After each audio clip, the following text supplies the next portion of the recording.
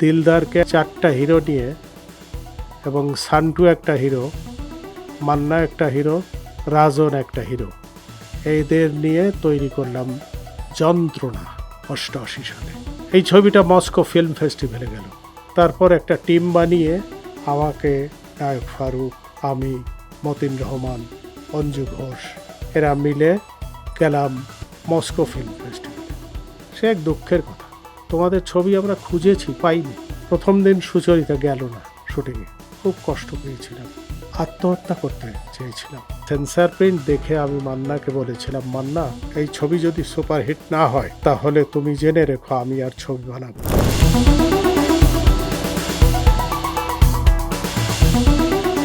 আমি কাজী হায়াত, পেশায় চলচ্চিত্র পরিচালক। চলচ্চিত্রের সাথে আরও ভাবে সম্পৃক্ত আছি, যেমন প্রযোজনা, অভিনয়, লেখক, সব পরিচয়ই আপনারা জানেন। দরজায় নক করলাম, পেরিয়ে এলো মান্নার বাবা। কি চাই? আমার পরিচয় জানতে চাইলেন। তখন আমি বললাম যে আমি চিত্র পরিচালক কাজী হায়াত, আপনার ছেলের সাথে একটু কথা বলতে আসছি। তখন বলল, ভিতরেও নিলেন না, বললেন যে দাঁড়ান, আমি ডেকে দিচ্ছি। মান্না একটু পরে এলো, আমাকে চেনে না, কিন্তু আমার নাম যখন বললাম তখন বলল যে হ্যাঁ, আমার কাছে কি জন্য আসছেন? আমি বললাম, তোমাকে একটা ছবিতে নায়ক নেব এবং আজকেই তার শুটিং হবে, আজকেই শুটিং। নায়ক অবাক হলো, আজকে কিভাবে শুটিং হয়? আমি বললাম, হ্যাঁ, এর পেছনে যথেষ্ট কারণ আছে, প্রযোজকের ইচ্ছা, আজ সন্ধ্যার আগে ক্যামেরা ওপেন করতে হবে, শুটিং করতেই হবে আজকে। গল্পের নাম কি? তাৎক্ষণিকভাবে আমি বলে দিলাম, পাগলি। সব কিছুই মান্নার কাছে অবাক লাগলো। মান্না বলল যে, একটু অনীহাই প্রকাশ করলো, কিসের যেন ভয় ছিল মান্নার। তো ঠিক আছে, আমি বললাম, আমি বুঝতে পারছি তোমার বিশ্বাস হচ্ছে না, যদি তোমার ইচ্ছে থাকে অভিনয় করার তাহলে সিনেতান স্টুডিওতে চলে আসো। সিনেতান কোথায়? সেও আর একটা অবাক কাণ্ড। সিনেতান মিরপুরে একটা স্টুডিও হয়েছিল নতুন, সেই সিনেতান স্টুডিওতে। এটা শুনেও মান্না অবিশ্বাস করলো। তারপর বললাম, আমি চলে গেলাম সিনেদান স্টুডিওতে, তোমার যদি ইচ্ছে থাকে তাহলে চলে এসো। আমি এদিকে ক্যামেরা, মেকআপ ম্যান নিয়ে সব রেডি। নায়িকা, ও ওখান থেকে বের হয়ে নায়িকা ঠিক করতে হবে। নায়িকাকে, ফারজানা ববিকে কোথায় দেখেছে বাদশা ভাই? তখন আমাকে বলল যে, ফারজানা ববিকে চেনেন আপনি? আমি বললাম, না, আমি তো চিনি না। তো বললো, চলেন যাই ফারজানা ববির বাসায়। গিয়ে দেখলাম, বললো যে এই মেয়েটা চলবে? আমি বললাম, হ্যাঁ চলবে, এই চলো যাই। ও অবাক হলো, চলো যাই মানে কোথায় যাব? শুটিংয়ে। কি কাপড়? যে কোনো একটা কাপড় পরে চলো। মানে এইগুলো বিশ্বাসই করার কথা না একজন আর্টিস্ট হিসাবে, আরও বিশেষ করে মহিলা আর্টিস্ট হিসাবে। তারপর সে অনেক কথা বলার পরে রাজি হলো এবং সে চলে গেল আমাদের সাথে। গাড়িতে উঠলো। গাড়িতে উঠে গিয়ে আমরা বসে আছি মেকআপ নিয়ে। ফারজানা ববিকে মেকআপ দিতে বললাম, মেকআপ নিয়ে নেওয়ার হচ্ছে। ইন দ্য মিন টাইম দেখি মান্না একটা ব্যাগ নিয়ে হাজির, কাপড় চোপড় নিয়ে। মান্নার এই পরিবেশ দেখে এবং মেকআপ নিচ্ছি, ক্যামেরাম্যান, ক্যামেরা, এইসব পরিবেশ দেখে মান্নার তখন বিশ্বাস হলো। সূর্য ডুবে যাওয়ার আগে, ছবির কোনো শট না, ছবির ওপেনিং ক্ল্যাপস্টিকটা শ্যুট করলাম মান্না, ফারজানা ববি। এই ছিল শুরু আমার সাথে। ছবিতে বেসিক ভালো চরিত্র যেটা, সেটা দিয়েছিলাম এটিএম শামসুজ্জামানকে। ছবিটি কিন্তু ভালো চলেছিল। ও আর একটা নায়ক ছিল, সেও নতুন মুখের, সাত্তার, নারায়ণগঞ্জের, মারা গেছে সে। 4 জনই মারা গেছে। মান্না মারা গেছে, এটিএম শামসুজ্জামান মারা গেছে, ফারজানা ববি মারা গেছে, তারপর সাত্তারও মারা গেছে। এদের নিয়ে ছিল ছবিটা। ছবিটা ভালোই চলেছিল। একটা মানে কি বলবো, যে এই সব কাস্ট নিয়ে ছবি বানিয়ে চালানো, এই যেন কাজী হায়াত ছাড়া আর কেউ পারে না, এরকম একটা ভাব হয়ে গেল সবার। তখন আমি নিজে অ্যাটেম্প নিলাম আর একটা ছবি, সেটারও একটা ইতিহাস আছে। এটিএম শামসুজ্জামান আমাকে একদিন টেলিফোন, প্রায় প্রতিদিন সকালে আমাকে টেলিফোন করতো সে। এমন বন্ধুত্ব হলো যে প্রতিদিন, আর তার শুটিং না থাকলে সে খাবার টাবার কিনে নিয়ে আমার বাসায় চলে আসতো, আমিও চলে যেতাম তার বাসায়। সে আমাকে একদিন বলল, আমি একটা গল্প লিখতেছি, শুরুটা হলো এই এমন। আমি শুনে বললাম, ভালো তো। 2 দিন পরে আমি বললাম, তুমি যে গল্পের শুরুটা বলেছিলে আমাকে, আমি যদি ওটা দিয়ে একটা সিনেমা তৈরি করি, গল্পটা তুমি আজকে আসো বাসায়, আমি গল্প তৈরি করে ফেলেছি, গল্পটা শুনে যাও। এবং সে বাসায় আসলো, আমার কাছ থেকে গল্পটা শুনলো। শুনে সে দারুণ পছন্দ করলো এবং আমাকে অনেক থ্যাঙ্কস দিল, ধন্যবাদ দিল, এবং ও কিছু সংযোজন করলো গল্পে। সংযোজন করে অনেক ধন্যবাদ দিল এবং বলল যে তুমি এখন বলতে হয়, বয়স তো শেষ, হায়াত, আমি বলে দিচ্ছি তোমাকে, তুমি একদিন অনেক বড় ডিরেক্টর হবে। তোমার কনসেপশন, তোমার আইডিয়া এত ভালো আমি বুঝি নেই। ছবি হলো দায়ীকে। দেখেছেন অনেকে, অনেকের মনে থাকতে পারে। ফরিদপুর ম্যানশনে টাঙানো ছিল বড় একটা কাট আউট, লেখা ছিল ডাক্তার কদম আলী ডিগ্রি নাই। সেই ডাক্তার কদম আলী ডিগ্রি নাই এভাবেও ছবিটাকে চিনত অনেকে। সেই ছবিতে প্রথম পুরস্কৃত হলাম, জাতীয় চলচ্চিত্র পুরস্কার পেলাম লেখক হিসাবে। এই তো চলচ্চিত্র জীবনের উন্নতি শুরু হলো। এরপর সম্ভবত যন্ত্রণা, দায়ীকে সুপারহিট হলো। দায়ীকেতে ছিল ইলিয়াস কাঞ্চন নায়ক, মানে রোমান্টিক নায়ক বলতে ছিল ইলিয়াস কাঞ্চন। ইলিয়াস কাঞ্চনরে বললাম যে পরবর্তী ছবির শিডিউল দাও, আমি তো ছবি বানাবো। তখন সে বলল যে আমি ব্যাংকক যাচ্ছি শিবলি ভাইয়ের ছবির শুটিংয়ে, সেখান থেকে আসি, এসে আপনাকে শিডিউল দিয়ে দেবো। আমার একটা পার্টনার ছিল সান্টু নাম, আমেরিকায় আছে সে এখনও।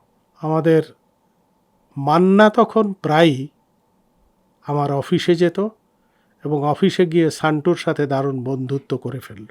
সান্টুকে সে বলল, তোমাদের প্রোডাকশানের ছবির যা টাকা আসতেছে তা তো খরচ হয়ে যাচ্ছে, থাকবে না তো টাকা যদি ছবি শুরু না করো। ছবি শুরুর কোনো ডেট নাই, ডেট দেয় নাই, জানো তা? বললো কীভাবে, এটা তো সব হায়াত ভাইয়ের দায়িত্ব। কয় হায়াত ভাইরে ডেকে তুমি শোনো, ইলিয়াস কাঞ্চনের কাছে ডেট চেয়েছিল, ইলিয়াস কাঞ্চন ডেট দেয় নাই। আমাকে ক্যামেরাম্যান হারুনের একটা অফিস ছিল, তার একটা বড় চেম্বার ছিল, সেই চেম্বারে ডেকে নিয়ে গেল মান্না। মান্না ডেকে নিয়ে একেবারে হাত ধরে ফেলল। হায়াত ভাই আপনার পার্টনার রাজি, আপনি যদি রাজি হন। আমি কি বিষয়ে? আপনি ইলিয়াস কাঞ্চনকে নেবেন, কতদিন পরে সে আসবে, এর মধ্যে যদি আমাকে দিয়ে একটা ছবি করেন আপনি, আমার জীবনটা পাল্টে যেতে পারে। যেভাবে সে ধরলো এবং সে বলল আমি পয়সা নেব না। তখন তাকে পয়সা দিলেও 10 থেকে 15,000 কিংবা 20,000, এই তার মূল্য। কিন্তু যেভাবে সে ধরলো তাতে আর রাজি না হয়ে পারলাম না। এবং দিলদারকে 4টা হিরো নিয়ে, এবং সান্টু একটা হিরো, মান্না একটা হিরো, রাজন একটা হিরো, এদের নিয়ে তৈরি করলাম যন্ত্রণা 88 সালে। এই ছবিটা মস্কো ফিল্ম ফেস্টিভ্যালে গেল। ও ইন দ্য মিন টাইম বলি, দায়ীকে ছবি নিয়ে আমি 88-এ রিলিজ হলো। আমি 89-এ সরকারি আমাকে পাঠালো, ছবিটা সাবটাইটেল করে আনলো এফডিসি থেকে, মিশর থেকে আমাকে পাঠালো কার্লভি বেরি ফিল্ম ফেস্টিভ্যালে। এই তখন প্রথম ফিল্ম ফেস্টিভ্যাল সম্পর্কে একটা আইডিয়া হলো। পরবর্তী বছর যন্ত্রণা ছবি নিয়ে আমাকে বলল যে যেতে হবে তোমাকে মস্কো ফিল্ম ফেস্টিভ্যালে। আমি পরিষ্কার বলে দিলাম না, আমি যাব না। কেন? এইসব, আমি বললাম যে এইসব ছবি গিয়ে কোনো লাভ নাই, এইসব ছবি কেউ দেখেও না, এইসব ছবির কোনো মূল্যও নাই, কিচ্ছু না। তখন সরকার থেকে বলা হলো যে আমাদের দেশের কূটনৈতিক সম্পর্কের খাতিরে যেতে হবে, ফেস্টিভ্যালে অংশগ্রহণ করতেই হবে, তোমার এই ছবি এবং তুমি ছাড়া আর কেউ নাই। তারপর একটা টিম বানিয়ে আমাকে, নায়ক ফারুক, আমি, মতিন রহমান, অঞ্জু ঘোষ, এরা মিলে গেলাম মস্কো ফিল্ম ফেস্টিভ্যালে। সে এক দুঃখের কথা। মস্কো ফিল্ম ফেস্টিভ্যালে গিয়ে আমাদের ছবি কবে কোথায় শো হবে জানার জন্যে ফেস্টিভ্যালের সেক্রেটারি, তার সাথে অ্যাপয়েন্টমেন্ট নিয়ে কথা বলতে গেলাম। সে শুনে বলল যে হ্যাঁ শুনেছি বাংলাদেশ থেকে একটা ডেলিগেট আসছে, তা কি তোমরা? আমি না হ্যাঁ। তো আমরা বললাম আমাদের ছবি কবে শো হবে?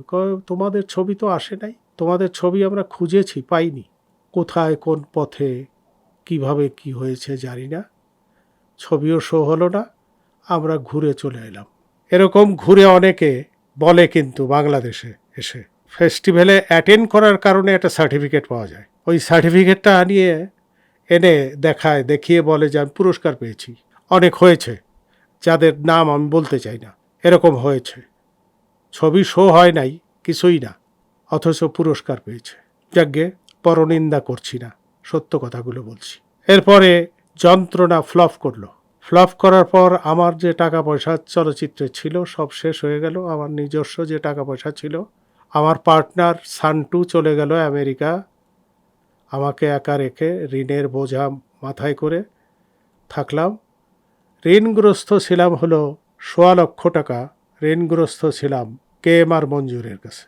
KMR মঞ্জুর হঠাৎ একদিন বলল যে, হায়াত ভাই একটা ছবি করেন, আসেন, আপনি তো লস করেছেন, এটাও পার্টনারশিপে, আপনি 40% পার্টনার, আমি 60, আপনার টাকা দেওয়া লাগবে না, কয়েকজন আর্টিস্টকে শুধু বাকি রাখতে বলবেন, কাকে কাকে নেবেন?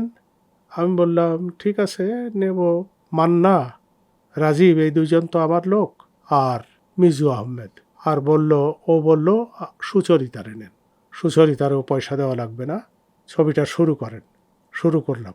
প্রথম দিন সুচরিতা গেল না শুটিংয়ে, খুব কষ্ট পেয়েছিলাম। ইভেন এত দুর্ভাগ্য, বিগত ছবিটা ফ্লপ হলো, প্রথম দিন শুটিংয়ে সুচরিতা হাজির হলো না। আত্মহত্যা করতে চেয়েছিলাম, পারলাম না। ভাবলাম না, আত্মহত্যা করে কাপুরুষরা, এখান থেকেই আমাকে দাঁড়াতে হবে, এখান থেকেই আমাকে শক্ত হতে হবে। আমি KMR মঞ্জুরকে গিয়ে বললাম যে আপনার নায়িকা তো হাজির হয় নাই, আমি কি করব?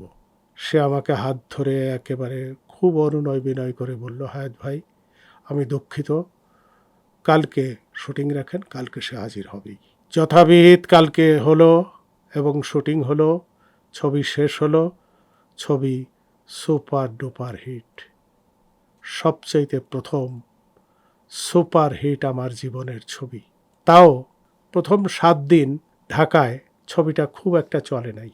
ছবিটি দেখে, সেন্সর প্রিন্ট দেখে আমি মান্নাকে বলেছিলাম, মান্না এই ছবি সুপারহিট হবে, এবং এই ছবি যদি সুপারহিট না হয় তাহলে তুমি জেনে রেখো আমি আর ছবি বানাবো না।